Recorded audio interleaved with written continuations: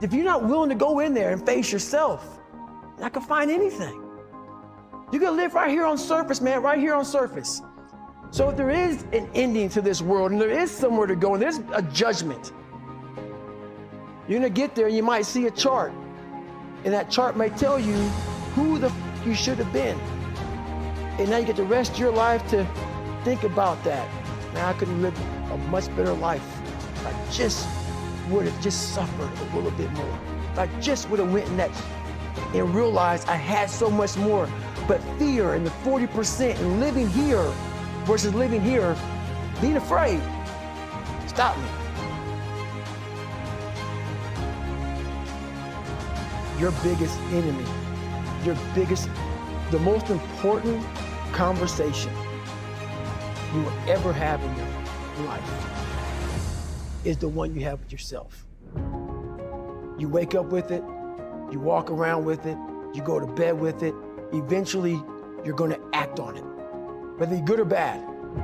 You have to, that's why the whole thing about this book I have, it's about you. It is about you. It's strictly about you finding who you are. So many people die, live 100 years, never fucking know who they are.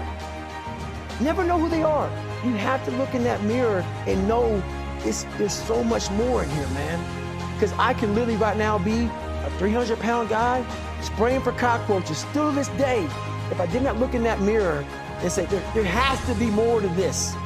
This can't be it. And then willing to go into it, dive deep into it, and give all I have to find it. So that's what all that's about. Let's say there's 10 people in this room, and we're all mediocre. But I'm the best of the mediocre people. I now think I'm great. I'm great. We surround ourselves around people that make us feel great. They tell us what we want to hear. The second we put ourselves amongst the uncommon people, we don't like that feeling, that challenging feeling of that person who's waking up at 3:30 in the morning and say, hey, push your on, we're going for a run. We don't like that challenge. We like that person who says, hey, you know what, man, I don't feel good today, man. And they say, oh, it's okay, brother. Take a day off, man, we'll get a pizza and watch the game. We like that. We love that feeling. Why? Because you understand, man, we're good, bro. We don't want that motherfuckers like this. Hey, man, no, bro. Get your shit on, man. Stop being a punk. We don't want that in our lives. We don't want that person who's constantly challenging our weaknesses. We want that person who's constantly, making us feel nice and good and secure in ours. That's the mediocrity of life. We want to be the best amongst the average people. People wonder, how do you stay hungry all the time?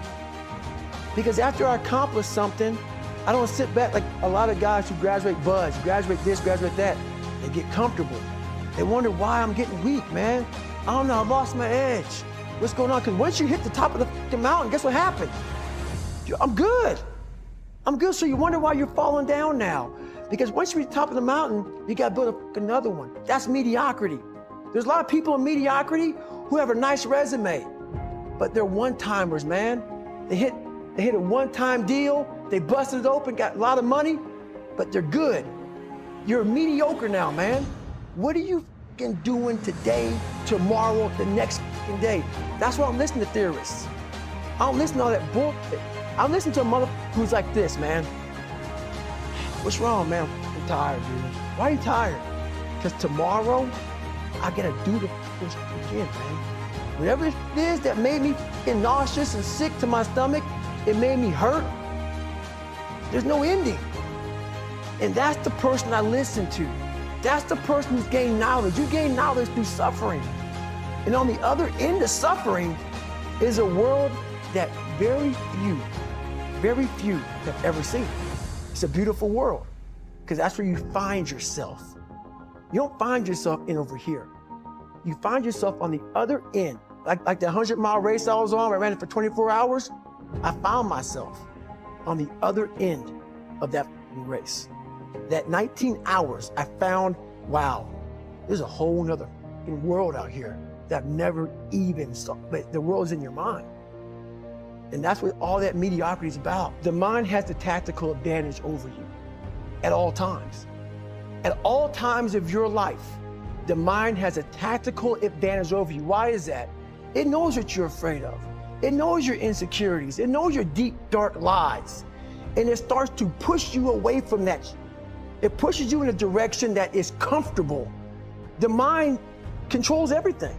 So what I realized was that when I was growing up and I was 300 pounds and I got all fat and I got all insecure, I realized that my mind kept taking me in this direction. When things got uncomfortable for me, when I was facing my insecurities, when I was facing my fears, my mind said, oh no, we got the tactical advantage.